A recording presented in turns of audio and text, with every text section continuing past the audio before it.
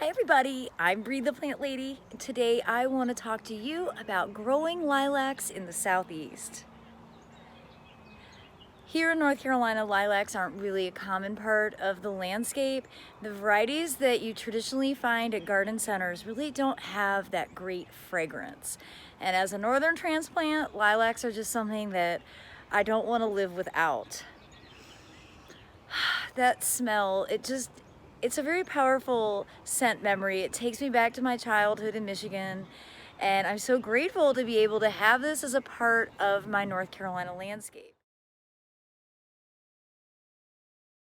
Now, number one question that I always get is, I'm from the north, how can I grow a lilac?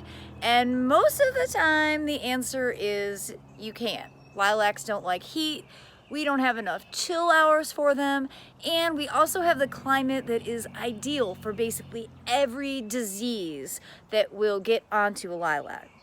However, in my nearly 20 years of living in Central North Carolina's Zone 7, I have come across a couple hybrid species that do well here in Zone 7.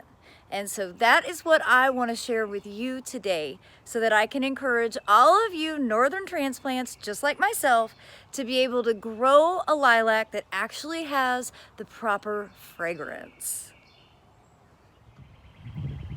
This is Syringa X hyacinthiflora cultivar called Excel. And this truly is the lilac of our dreams. It does really well here in the southeast. You can see the bees are happily visiting it. And it's already pushed out a lot of great new growth that I am going to plan on propagating because no one is growing this variety and it really does need to be available to people. Now, one concern I have this year is that I have a lot of dieback. I am going to face the sad reality that I have to do a lot of cutbacks on one of my favorite plants of all time, a lilac. But see, here in Central North Carolina Zone 7, we're kind of in that in-between zone. Lilacs don't really like living here. We're not quite cold enough. We're probably 10 degrees consistently too hot through the summer. So they don't really thrive, but I try to zone bend both with cold-loving plants and warm-loving plants. And I've had this in the ground 10 years, so it's pretty amazing that it is as big as it is. It does have buds that are coming. These will be open very soon, and it smells like the lilacs that I grew up with in Michigan.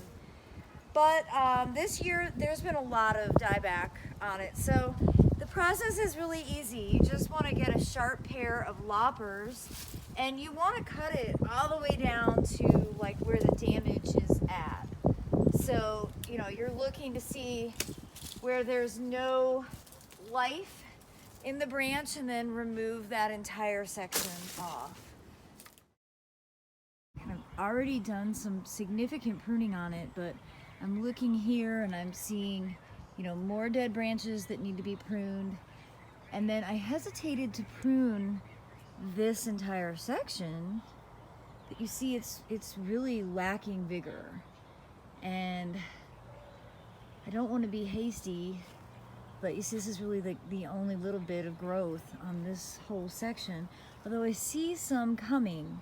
So maybe I'm going to wait a little while longer before I make any final decisions about what to prune off on here. But it would appear that this far left side is really the only healthy growth on this, which is motivating me to make sure that I get some of these plants propagated, so in case this plant dies, I have backup to replace it with. Syringa hyacinthiflora is actually a hybrid species made up of oblata, the early flowering lilac, and the common lilac, Syringa vulgaris, which is where the great fragrance comes from. Now, there are several cultivars that I recommend, including Excel, also Old Glory and Declaration. Those are both introductions from the U.S. National Arboretum. I have two other varieties that have done really well for me here in Central North Carolina Zone 7, but I have to wait for these to actually open because I have lost their labels and I need to properly identify them. So stay tuned for a lilac update video later this week. I hope this video will encourage everyone growing in Zone 7 to take a chance on growing some of these amazing fragrant lilacs. These are all heat tolerant through Zone 7. Sorry, people in Zones 8 and 9, you're just gonna have to come visit Raleigh in order to get this amazing fragrance. And remember, stay tuned. I will be posting an updated video on a few other lilac varieties that I recommend for gardeners in Zone 7. Thanks so much for watching, everyone.